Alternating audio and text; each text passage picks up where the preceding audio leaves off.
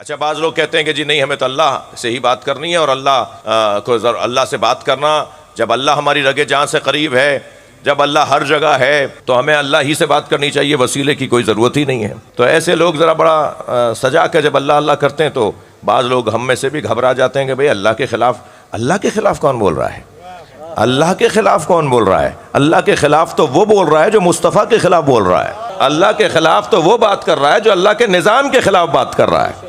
इसी मजलिस के लिए मेरे इन भाइयों ने काम तकसीम किया हुआ है, नहीं निज़ामत मेरे भाई कर रहे हैं, ये मिसाल फ़र्श अज़ा और जो माहौल है मजलिस का, इसके इंतज़ामात फ़लाँ 2 दोस्त करेंगे, तबर्रुक का इंतज़ाम फ़लाँ 4 दोस्त करेंगे, ख़तीबों को और ज़ाकिरीन और पढ़ने वालों को कैसे कौन जो है उनका इस्तकबाल करेगा, उन्हें कहाँ ले जाना है पहले, फिर कहाँ लेकर ये तकसीम हुआ है ना काम। अब अगर कोई किसी और के काम में दखालत शुरू कर दे तो इससे फसाद होगा ना। जब परवरदिगार आलम ने अपने, अजीब बात है डॉक्टर साहब जाफर भाई, अजीब बात है, इस पूरी कायनात को चलाने वाले तो मुदब्बिरात अम्र फरिश्ते हों और फरिश्तों के उस्तादों को नहीं मानोगे। सलवात पढ़ लें जरा नबी और आले नबी।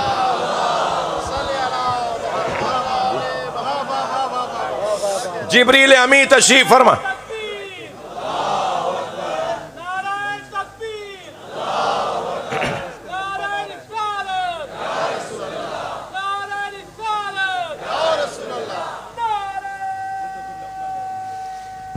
जी इनका ज़रा साथ दीजिए ताकि नारा मुख्तसर हो जाए।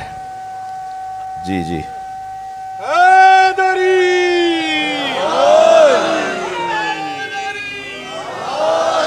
जी, तब माशाल्लाह आपके अल्लाह सांस में और ताकत अता फरमाए और तवानाई अता फरमाए। बात बहुत रोशन है। अच्छा, मैं आपका अपने पाकिस्तानी, ख़ास तौर पर पाकिस्तानी मुसलमानों का, पाकिस्तानी शियों का मैं खादिम हूँ, आपका खादिम हूँ। पूरी दुनिया में इसी हुलिये में रहता हूँ और कोई सफ़र ऐसा नहीं है कि जो कोई बराबर में आके ना बैठा हो कि आप शिया मौलवी आपसे सवाल कर लें। तो मैं पहला जवाब तो ये देता हूँ कि मैं पहन के इसलिए फिर रहा हूँ कि आप सवाल कर लें।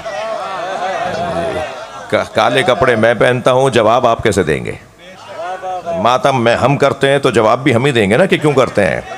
अहले बैत पर, इमाम अहले बैत पर, इमाम हुसैन पर रोते हम हैं तो जवाब भी हम ही देंगे ना कि रोने का क्या सवाब है और क्या दलाइल है हमारे पास।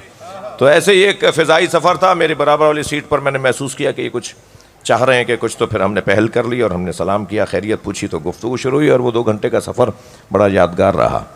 और वो सफ़र क्या था, पूरे 2 घंटे का मुनाजरा था और उसमें जो एक गुफ्तगू आई वो इस वक्त मेरे मजमून में, एक गुफ्तगू वो ये थी जो अभी मेरे मजमून की बात है। तो वो कहने लगे कि आपके यहाँ शिरक होता है। तो मैंने कहा जी क्या होता है, क्या करते हैं हमारे लोग, ज़रा मुझे बताइए, जाके उनको कह दूंगा कि ये नहीं किया करो। तो कहने लगे जी आप अल्लाह से डायरेक्ट क्यों नहीं बात करते, ये वसीला क्या होता है, ये वसीला क्या है, तवस्सुल की ज़रूरत क्या है? जब अल्लाह हमारी रगे जान से ज़्यादा करीब है, हर जगह मौजूद है, तो हमें अल्लाह ही से बात करना चाहिए ना। तो ये बड़ा सजा कर बात करते हैं। तो मैंने कहा हुजूर मैं आपको कुछ आयतें सुनाता हूँ, उन आयतों का तर्जुमा या आप कीजिएगा या मैं करूँगा और तर्जुमे पर भी इत्तफाक करेंगे। और सामने की अरबी है, थोड़ा भी अरबी जानने वाला समझ लेगा कि अल्लाह क्या कह रहा है। और फिर उसके बाद हम उन आयात की रोशनी में फ़ैसला करते हैं कि आप ठीक हैं या मैं ठीक हूँ। और आपकी तो बड़ी आरजू रहती है ना कि कुरान में दिखाओ। आप तो हर बात में कहते हैं कुरान में कहाँ लिखा हुआ है। तो ठीक है, कुरान से ही बात कर लेते हैं। अच्छा, जो लोग कुरान अहले बैत के फ़ज़ाइल के मौके पे तो कहते हैं कि कुरान में दिखाओ, उन्हीं से अगर आप पलट के कह दें कि सुबह की 2 रकत नमाज है, कुरान से दिखाओ। सुबह की नमाज 2 रकत नमाज है, ज़ोहर की 4 रकत है, कुरान से दिखाओ। भाई कुरान में हर खुश को तर का जिक्र है, मगर इस जिक्र को समझने वाला या मोहम्मद है या अली। हर एक अगर समझ रहा होता तो नबी का एक काम अल्लाह यतलू अलैहिम आयाते क्यों कहता। नबी के 4 काम हैं, नबी के बेसत के 4 मकसद हैं, उनमें से एक मकसद है यतलू अलैहिम आयाते। मेरा नबी आकर तुम्हें कुरान पढ़कर बताएगा। जो कुरान पढ़ नहीं सकता वो समझेगा कैसे? मौलाना शहनशाह हुसैन नकवी साहब पर इन्ना तैना की तमाम अताओं के लिए बाबा से बुलंद नारे सलवात। भाई कुरान, अच्छा कुरान का तर्जुमा आज ही जाकर, अभी मजलिस के बाद दोबारा से मेरी बात को यकीन तक ले जाने के लिए ज़रा देख लीजिएगा, कुरान का तर्जुमा करने वालों ने अलिफ लाम मीम के नीचे अलिफ लाम मीम ही लिखा हुआ है। कुरान का तर्जुमा अलिफ लाम रा के नीचे अलिफ लाम रा, काफ हा या ऐन स्वाद के नीचे काफ हा या ऐन स्वाद। जो तर्जुमा नहीं कर सकते वो तफसीर क्या करेंगे? तो हम मोहताज हैं सरकार दो जहां के कि नबी हमें कुरान पढ़कर बताएं, और जब नबी कुरान पढ़कर बताएंगे तब हमें समझ में आएगा कि अल्लाह कैसे बोल रहा है। भाई अहले दिक्कत बैठे हुए हैं, अल्फाज लहजे के मोहताज हैं। लहजा बदलने से मतलब बदलता है, जुमला एक ही हो लहजा बदल दीजिए मतलब ही बदल जाएगा। हर जगह टपकते हैं एक साहब, और फिर यहां भी आ गए, मसलन जहां हम बैठे हुए थे, हमने कहा आप आ गए, और एक साहब का हम 6 दिन से इंतजार कर रहे थे और वो आ गए, और उनको देखते के साथ ही हमने कहा आप आ गए। अब आप आ गए तो एक ही है, मगर एक में आने पर तनकीद है, एक में आने पर तारीफ है। अल्फाज एक ही हैं, मतलब दो हैं।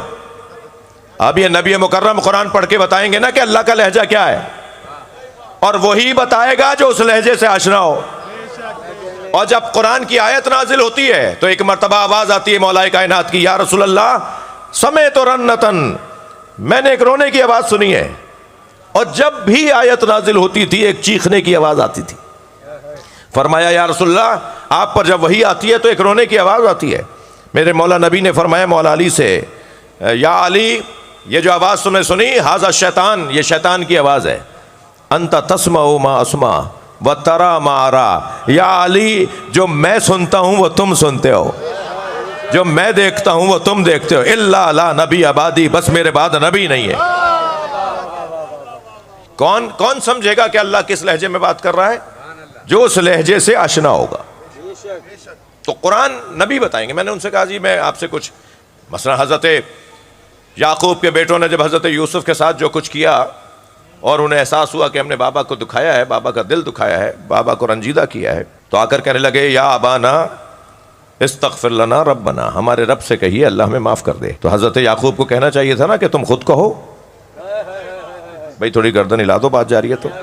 हजरत याकूब को कहना चाहिए था अपने बच्चों से कि अल्लाह से खुद बात करो, तुम्हें तो अल्लाह काफी है, तुम मुझसे क्यों कह रहे हो कि मैं अल्लाह से बात करूं। हजरत याकूब ने न सिर्फ ये नहीं कहा बल्कि फरमाया सौफा अस्तगफिरु लकुम रब्बी, मैं अपने रब से कहूंगा कि अल्लाह तुम्हें माफ कर दे। अच्छा, फिर यही आयत जो अभी मैं आपके सामने तिलावत कर रहा हूं, अल्लाह ये इरशाद फरमा रहा है कि ऐ मेरे हबीब, इन गुनाहगारों ने अगर आपके पास आकर अल्लाह से माफी मांगी होती और आपने माफ कर दिया होता तो अल्लाह भी माफ कर देता।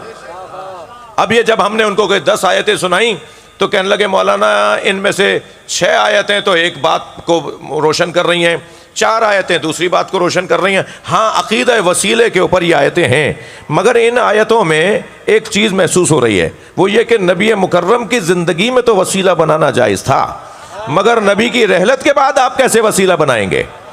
तो मैंने कहा हुजूर मुझे एक बात समझ में नहीं आ रही, शिरक जायज़ और नाजायज़ ये 2 तरह के शिरक कहाँ होते हैं। शिरक तो शिरक है, नबी के जिंदगी में अगर शिरक करें तो जायज, और नबी की रहलत के बाद शिरक करें तो नाजायज। भाई शिरक तो शिरक है, ये 2 तरह के शिरक कैसे हो गए। नबी की जिंदगी में सरकार को वसीला बनाना और नबी की रहलत के बाद सरकार दो जहां को वसीला बनाना हमारे अकीदे के मुताबिक रोशन है, इसलिए कि वो हैं मदीने मुनव्वरा में मगर देख पूरी कायनात को रहे हैं। हम वाक़या रहलत के भी कायल हैं और हम हयात मुस्तफ़ा के भी कायल हैं। बराए अज़मत ख़त्मी मर्तबत बावाज़े बुलंद नारे सलवात। और याद रहे, बस मेरा एक पैगाम पहुंच गया। मैं 2-3 मिसालें और दूंगा कि हम ये याद रहे कि व तक़ल्लुबुका फ़िस साजिदीन, कुरान पुकार के कह रहा है ए मेरे हबीब हम आपको साजिदों में पलटाते रहेंगे। तो अब नबी गए नहीं है, कभी मौला अली की सूरत में है, कभी मौला इमाम हसन की सूरत में है, और आज भी सरकार मौजूद है हमारे दरमियान। आखिरी आने वाले उनके जानशीन का नाम भी उन्हीं के नाम पर है, उनकी शक्ल भी उन्हीं जैसी है, उनके शमाइल भी उन्हीं जैसे हैं, उनका अखलाक भी उन्हें जैसा है। नबी गए कहाँ हैं? नबी हमारे दरमियान मौजूद हैं। और याद रहे, जब रूह बदन के अंदर मौजूद हो, थके हुए तो नहीं आप, जुमला हदिया करने जा रहा हूं, जब रूह बदन के अंदर मौजूद हो और अली 40 जगह नजर आए, तो जब रूह बदन से अलहदा होगी तो हर जगह नजर आएंगे।